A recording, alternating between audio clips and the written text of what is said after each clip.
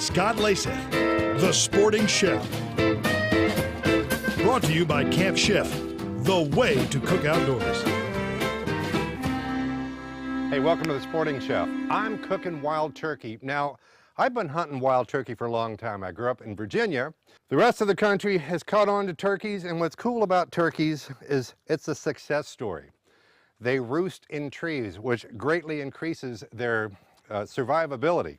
Very often what people do with a wild turkey is they just remove the breasts and then they throw everything else away.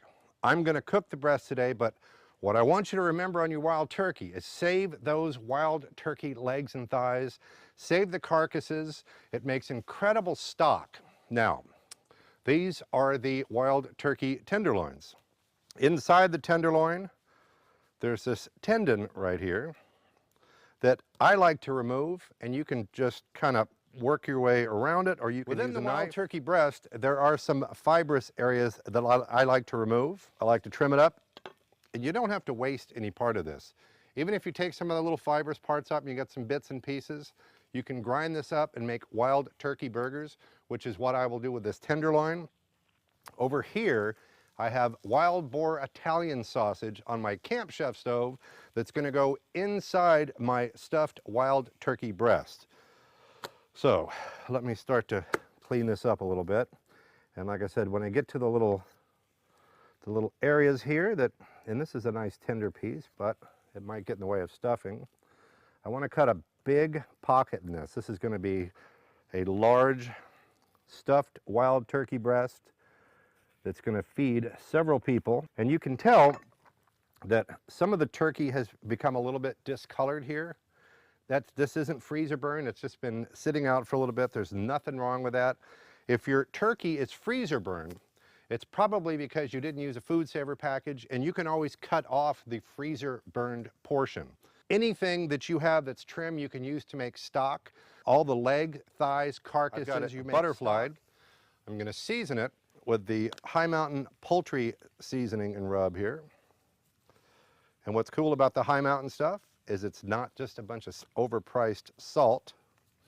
And you know, if you wrapped this whole thing in bacon or prosciutto, I don't think anybody would consider that a bad idea. All right, that's ready to go season. I've got some onions and some mushrooms that I want to put over here with my sausage. And this is all going to be part of the stuffing. I've got boar sausage, mushrooms, onions. I'll throw some tomatoes in there. If it kind of looks like I'm making this up as I go along, well, I kind of am. The point I want you to get here is that you can take a wild turkey breast like this, and you can either pound it out or butterfly it and stuff some stuff in it, because wild turkey is actually a lot more on the dry side than chicken. So if you're complaining about your wild turkey being dry, chances are what you've probably done is overcooked it. But if we put some things like boar sausage and mushrooms and onions, and I'm going to put a little cheese in there and then stuff it, well, that's going to help it quite a bit. This is my wild boar sausage, mushroom, onion stuffing for my wild turkey. I want to put a little fresh basil in here. And like I said, you could tie this or wrap it in bacon if you like.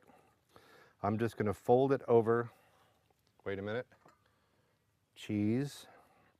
And if you put a little breadcrumbs in there, it'll keep the cheese from running out. I put my rolled and stuffed turkey breast seam side down. So the seam side, where it all comes together, that's down, so that will seal so all the junk doesn't run out. I'm going to put a lid on my square Dutch oven. But in the meantime, this guy's done. I'm going to let it set up, and I want to put some fresh avocado on top. Now, if you wanted to pound this out really flat, stuff it, tie it up, make it look really pretty, you'll have a really cool looking rouladen type of situation here. This works fine. It's going to taste just as good. Let me dice up my avocado. And again, the key to wild turkey cooking is to not overcook it. And of course, in order to get it to this stage, it's also very important that you shoot it in the head.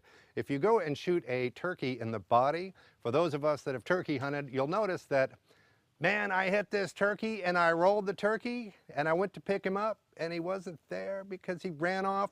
Shoot them in the It's head. Raining just a little bit here. I've got the wild turkey, look. It's got the sausage, the mushrooms, the cheese, it's stuffed, it's gorgeous. You could do this in a Camp Chef smoker also. Plenty of recipes at sportingchef.com on how to cook your turkey. Now is the time for a glass of Michael David Chardonnay. You got one? Well, if you don't, you should.